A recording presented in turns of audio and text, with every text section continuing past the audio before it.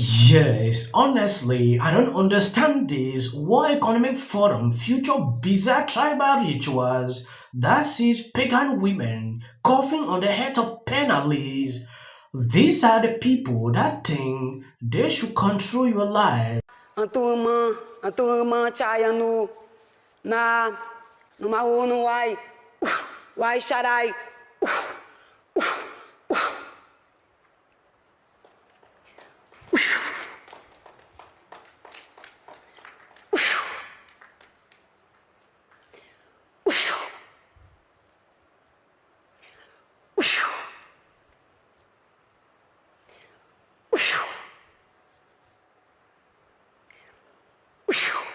Last year, we saw a similar thing like this, very bizarre, some kind of music. I don't get the point. What is going on here? Because I don't even understand what is happening.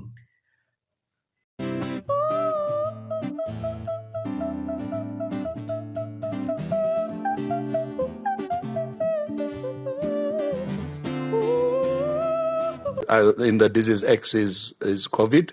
Here we go again. Chinese scientists create a mutant cove strain that attacks the brain.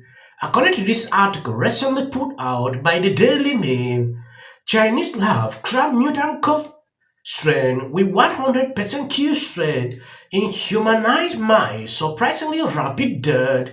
The deadly virus known as GXP2V attacked the brains of mice that were engineered to reflect a genetic makeup similar to that of people. After we started putting a placeholder, the first that came was in the disease X is COVID.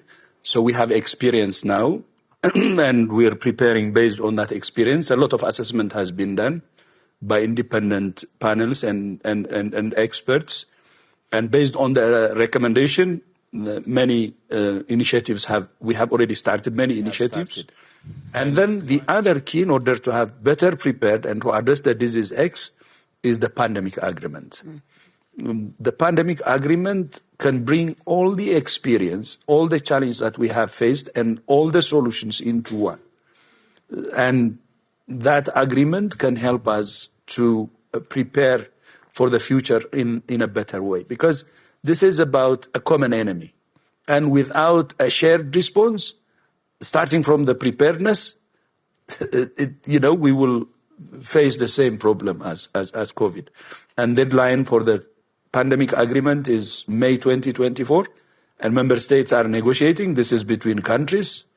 And I hope they will deliver this pandemic agreement by that time, on the deadline. World Health Organization Director General Tedros is currently introducing preparedness for disease X at World Economic Forum 2024 in Davos, a key component for the preparedness for disease X. It is for countries to sign up to the World Health Organization Pandemic Agreement. I have a couple of videos I'm going to play here so you will see exactly what is going on in Davos. If you have been following this channel very keenly, you realize I did a couple of videos about Visit X.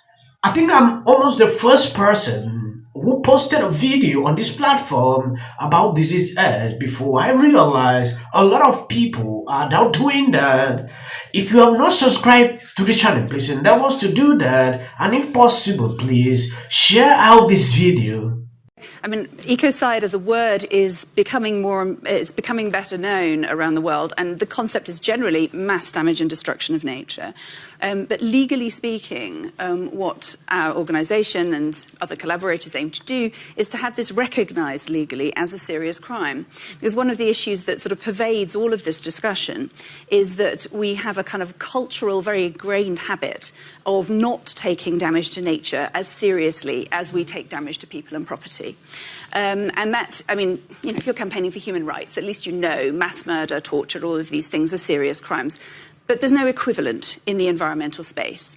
Unlike a an international crime like genocide that involves a specific intent.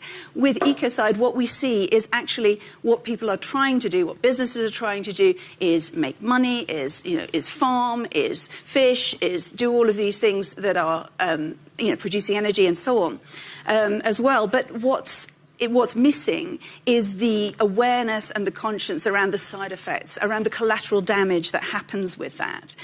Yes, I don't know if these people must always discuss things that can trigger people. Just take a look at this lady.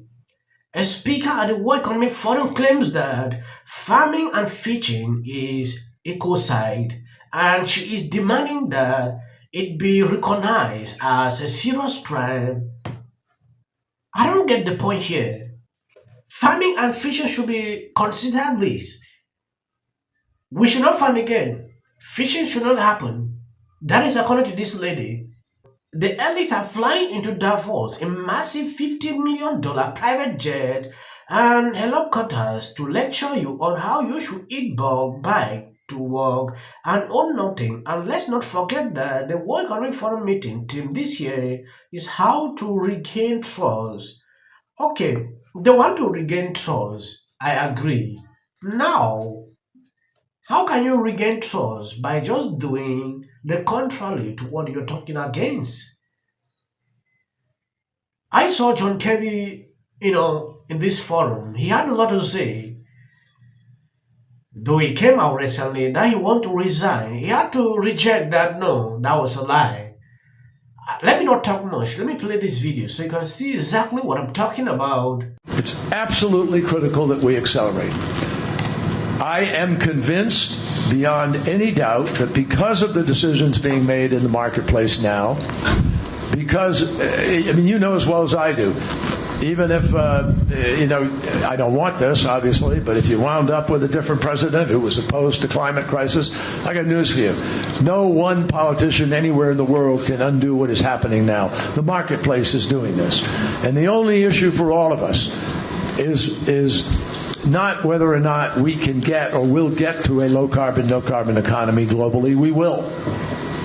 The only question is, will we get there in time to meet the challenge of the scientists in order to avoid the worst consequences of this crisis? That is what is at stake.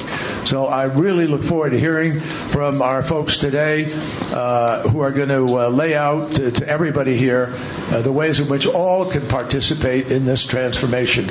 It's the biggest transformation in the economies of the world in all of human history. It's also the greatest business set of opportunities that we've ever known in all of human history. And smart people are seeing that opportunity, and I think it's going to be the job creator and the energizer of our economies that are going to really transform the world over the course of these next months. A lot of things are happening. Last year, we saw a lot. Now they are talking about the preparedness for disease as we should not farm, we should not fish. All this should not be happening. Sometimes when I look at what is happening with the World Economic Forum, they are actually the reasons why people always criticize them. Because what they put out and the image they portray, it is always a type to me. I understand sometimes it is okay to actually talk about certain issues, but how can you determine that a disease is coming and it is named AIDS? How can you even determine that? For the global business community, the top concern for the next 2 years is not conflict or climate. It is disinformation and misinformation, followed closely by polarization within our societies. These risks are serious because they limit our ability to tackle the big global challenges we are facing. Whose priorities are identical to yours. Nope, not for